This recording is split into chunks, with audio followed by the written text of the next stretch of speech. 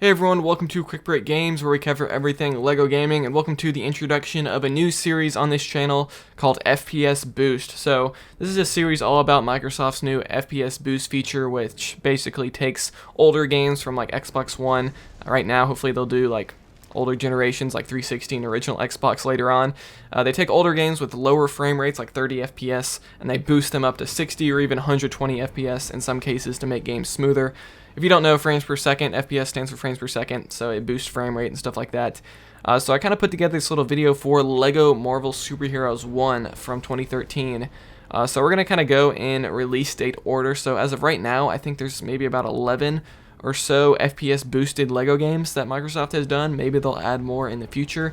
And I kind of want this just to be an ongoing series on the channel where we go through each of these games and we can kind of compare the frame rates and see how much better the game looks with a boosted frame rate. So here we can see, you just saw the intro cutscene. On the left is with FPS Boost turned off. So this game is, all these games I think are going to be 30 FPS normally, but if you have a new Xbox Series X or Series S, you can actually boost these games up.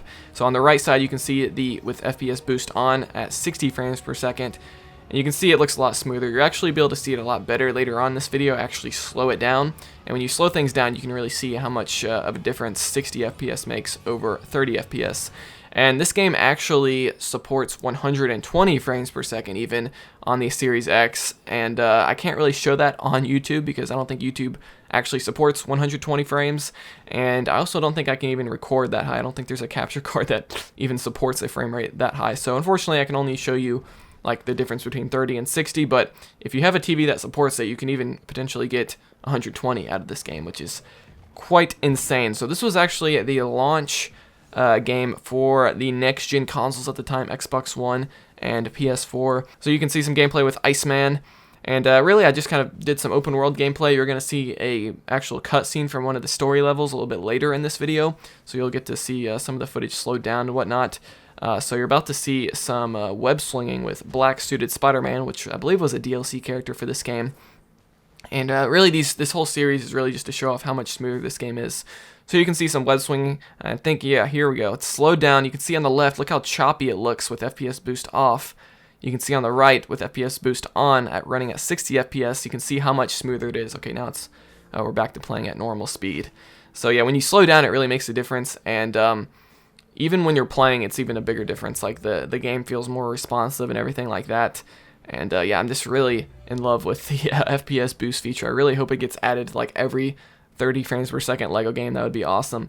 Alright, so here's one of the story cutscenes of the game.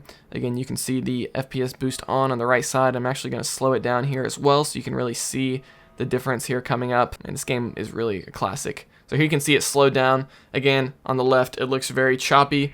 Even when it zoomed out really fast, that was pretty choppy with 30 FPS. And on the right, it's pretty darn smooth at 60 frames per second. Again, it'll look even smoother if you have a TV that supports 120 FPS for this game. And yeah, just look at that.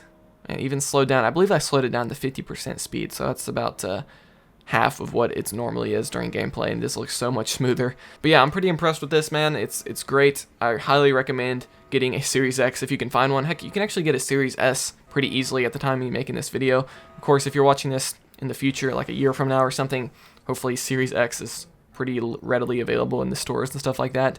But really, this was just the first video of this series. Here you can see I slowed it down again, and you can kind of see the difference there with the 30 and the 60. 60 is just so much smoother.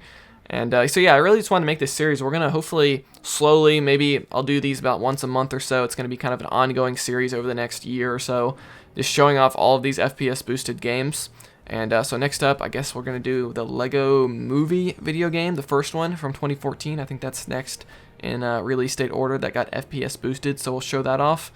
And yeah, it's just really exciting just to see what each of these games, how it improves it, and just how much better it looks. So let me know if this makes you kind of want to get a new Xbox over maybe you were a PlayStation gamer or something, and you wanted to get the LEGO games, but seeing this feature, maybe it makes you want to maybe switch to Xbox because you're getting all these 60 FPS and 120 FPS games.